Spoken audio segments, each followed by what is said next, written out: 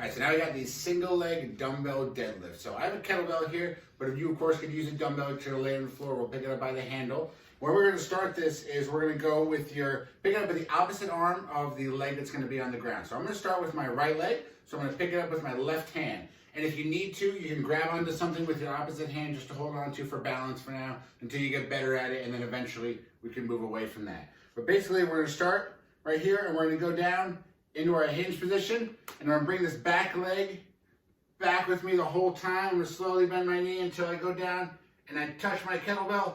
I'm going to bring it back up, tap my toe on the ground.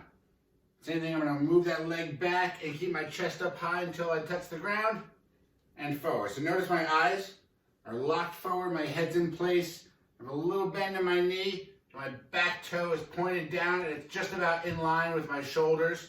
So I have a nice straight line with my body. All right, so now we got the single arm dumbbell floor press. So again, I'm gonna use a kettlebell, but you can of course do this with a dumbbell. Basically what we're gonna do is a bench press on the floor. So you're gonna get your weight, hold it in one hand, we're gonna press it straight above, and we're gonna bring it down at about a 45-degree angle until your elbow just taps the floor, and then press it back up again. All the way down, control, tap the floor, and press it back up again. We don't want to go too fast with this. We're going to go nice and controlled on the way down and pressing straight back up.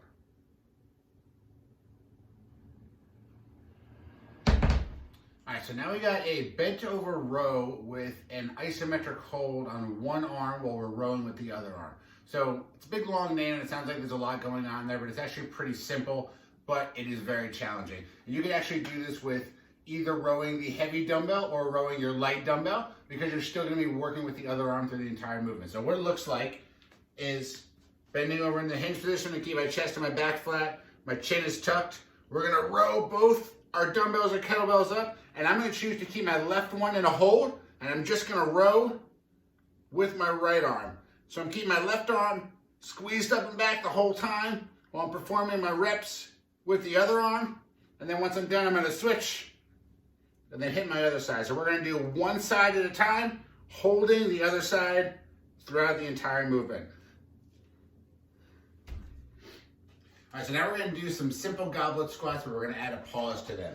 So all a goblet squat means, or all a goblet really means, is that we're going to hold something in front of your chest like this. This is the goblet hold. So we're going to perform a regular squat. We're going to go down under control. We're going to go hips below parallel. We're going to hold it here for about 3 to 5 seconds. Keeping everything tight the entire time, and then coming right back up. Then we'll go right back down, very controlled, holding right here for that 3 to 5 seconds, and then back up. All right, so now we got some frog style hip bridges. So all this is laying on your back, palms up, just like we would a normal hip bridge. We're gonna put the bottoms of your feet flat together and bring them as close to your butt as you can.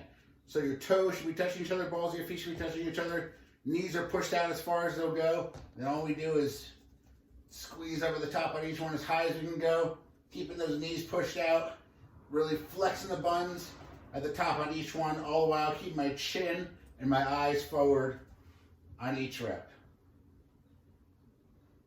All right, so now we got the Russian twist. So I have a kettlebell here, so I'm gonna hold the kettlebell by the horns, but if you have a dumbbell, I suggest holding it by the sides of the dumbbell. On the head, it's just a little bit easier to maneuver.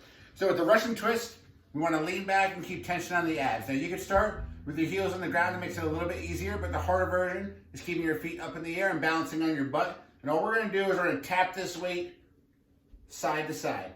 So notice my upper body is not actually twisting with the weight. My shoulders are nice and square, my eyes are forward, and we're just tapping the ground on each side on each one of these.